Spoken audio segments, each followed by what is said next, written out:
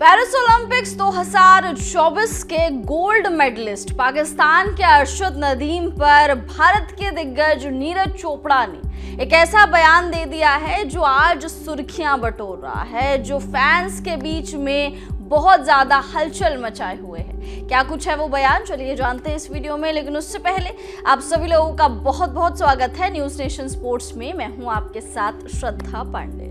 Paris Olympics 2024 खत्म हो चुका है। लगभग 2 हफ्ते तक चलने वाला यह पूरा टूर्नामेंट बड़े ही अच्छे नोट पर खत्म हुआ, जहां पर क्लोजिंग सेरेमनी में हमने मनु भाकर और पिया श्रीजेश को फ्लैग बेरर बने हुए देखा। ओपनिंग सेरेमनी में आप सभी को याद है कि पीवी सिंधु को यह मौका दिया गया था। क्लोजिंग सेरेमनी में मनु भाकर और पिया श्रीजेश को यह बेहतरीन सा मौका दिया गया।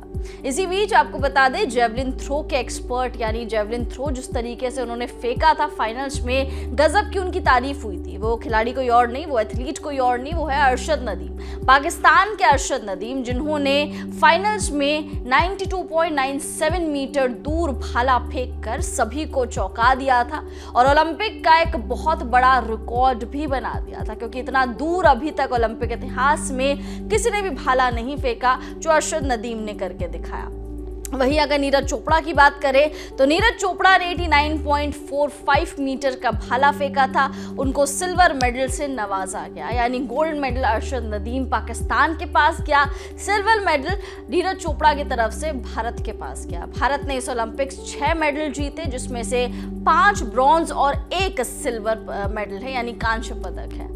अब बात करते हैं नीरज चोपड़ा और अरशद नदीम के। दरअसल इन दोनों के बीच में फ्रेंडशिप बहुत ज्यादा गहरी है। आप सभी को याद होगा टोक्यो ओलंपिक्स के दौरान भी नीरज चोपड़ा ने जब गोल्ड जीता था तो अरशद नदीम इनकी बहुत ज्यादा तारीफ करते हुए नजर आए थे। दोनों के बीच का जो बॉन्ड है, जो फ्रेंडशिप है, बहुत ज्यादा प्योर दिखती है और स्क्रीन पर भी वो नजर आती है।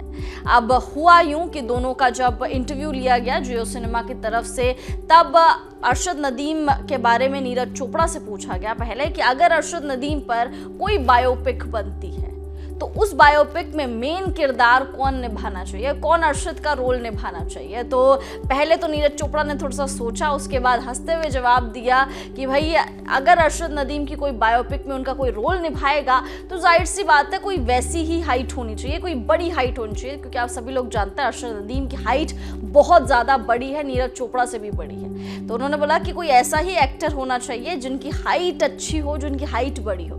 और जब भी आपकी हाइट की बात आती है तो अमिताभ बच्चन के अलावा किसी का नाम सामने नहीं आता। उन्होंने कहा मिस्टर अमिताभ बच्चन अगर अपनी जवानी के टाइम पे होते तो मुझे लगता कि वो अच्छे से रोल उनका निभा सकते। इस पर अरशद नदीम बहुत ज्यादा हंस पड़े। उसके बाद अरशद नदीम से पूछा गया कि अगर अब मान लीजिए नीरज चोपड़ा की बायोपिक बनती है तो क्या लगता है कि कौन एक्टर सूटेड रहेगा नीरज चोपड़ा का रोल निभाने के लिए। तो उन्होंने कहा कि उन्होंने भी पहले हालांकि सोचा थोड़ा सा, उसके बाद उन्होंने उचक के कहा कि देखिए अगर नीरज की बायोपिक बनेगी तो मुझे लग रहा है कि शाहरुख खान बहुत ही ज़्यादा सूट करेंगे नीरज चोपड़ा के किरदार में, जिस पर नीरज चोपड़ा हंसते हुए नजर आए।